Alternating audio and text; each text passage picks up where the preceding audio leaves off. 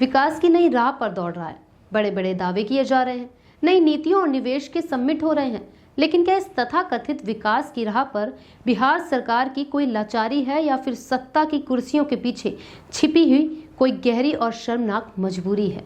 क्योंकि आज बिहार का हर नागरिक, हर माँ और हर पिता डरा हुआ है।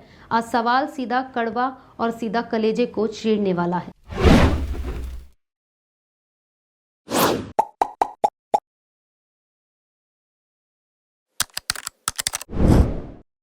नमस्कार, आप देख रहे हैं नवचेतना टाइम्स और मैं हूं आपके साथ पायल शर्मा। क्या बिहार में कानून व्यवस्था पूरी तरह वेंटिलेटर पर आ चुकी है या फिर इस राज्य में सत्ता के खेल को छोड़कर बाकी सब अपराधियों के रहमो करम पर छोड़ दिया गया है? क्या बिहार में सिर्फ ये चर्चा जरूरी है कि मुख्यमंत्री की कुर्सी पर कौन बैठेगा और कैबिनेट में किसे जगह मिलेगी? चलिए आज बात करते हैं बिहार में पिछले कुछ महीनों और हाल ही के दिनों में हुई ऐसी खौफनाक वारदातों की जो बिहार सरकार और बिहार पुलिस के इकबाल पर सबसे बड़ा सवालिया निशान बन गई है। ज्यादा दिन नहीं बीते हैं इसी साल 6 जनवरी 2026 की उस काली रात को याद कीजिए जिसने पूरे देश को हिलाकर रख दिया था।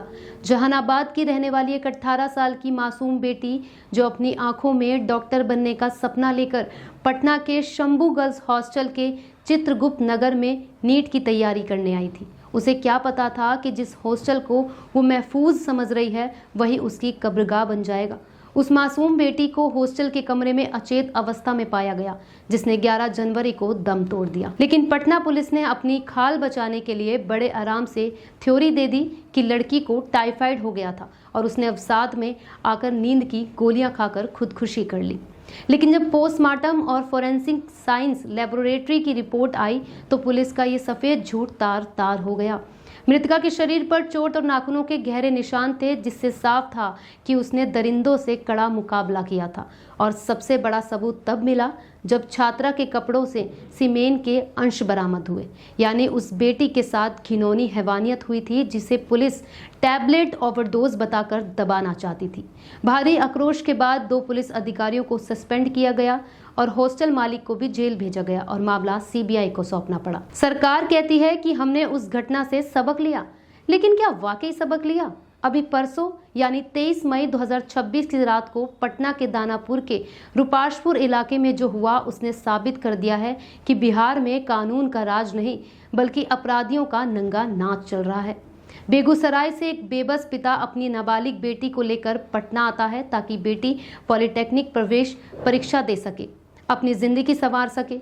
वह रुपाशपुर के होटल हिडन विला के रूम नंबर 103 में ठहरी, लेकिन इस तथाकथित सुशासन वाले राज्य में रात के 1 बजते ही उस सुरक्षित कमरे की धज्जियां उड़ जाती हैं। टाइम्स ऑफ इंडिया की रिपोर्ट के मुताबिक रात के करीब 1 बजे होटल का एक ही स्टाफ जो शराब के नशे में पूरी तरह धुत था, सुरक्षा की भारी चूक का फायदा उठाकर बाप बेटी के कमरे में घुस जाता है। वह सो रही नाबालिग बच्ची के साथ न सिर्फ छेड़खानी करता है बल्कि उसका हाथ पकड़कर उसे कमरे से बाहर घसीटने और अगवा करने की भी कोशिश करता है। धन्य हो उस पिता की हिम्मत जो शोर सुनकर तुरंत जागा, अपनी बेटी को दरिंदे के चंगुल से छुड़ाया और शोर मचाया। तुरंत 112 को फोन किया गया।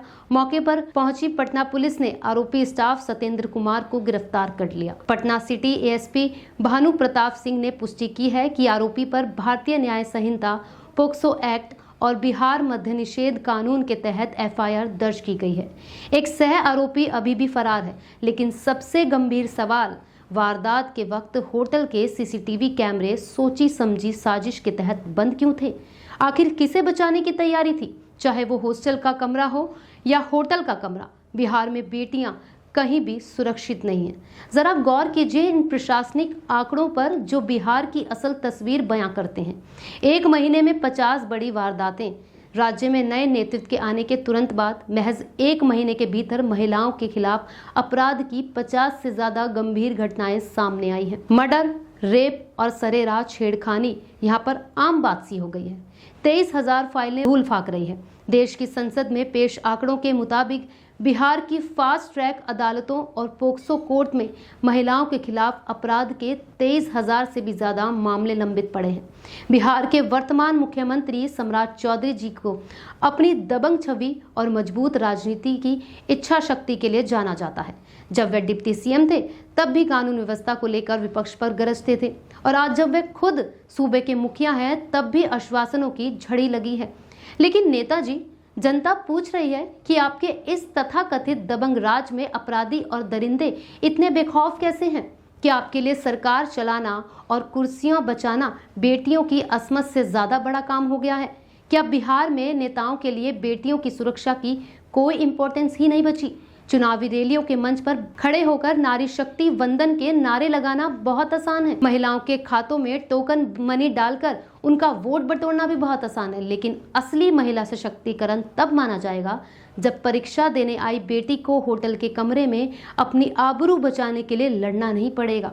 आज नवचेतना टाइम सीधे मुख्यमंत्री सम्राट चौधरी और बिहार पुलिस प्रशासन से ये 3 तीखे सवाल पूछता है। जब रक्षक ही भक्षक बनकर हॉस्टलों में कवर अप करने लगे और ड्राई स्टेट में होटल स्टाफ शराब पीकर कमरों में घुसने लगे, तो जनता किस पर भरोसा करे? कानून का वो इकबाल और खौफ कहां गायब हो गया जिसके दावे आप हर चुनावी मन से करते हैं? और आखिर कब तक बिहार की बेटियों की सुरक्षा को ताक पर रखकर उन्हें सिर्फ एक वोट बैंक समझा जाएगा? जवाब देना होगा सरकार को, क्योंकि अब बिहार की जनता और ये देश शांत नहीं बैठेगा। आप देखते रहिए नवचेतना टाइम्स। नमस्कार।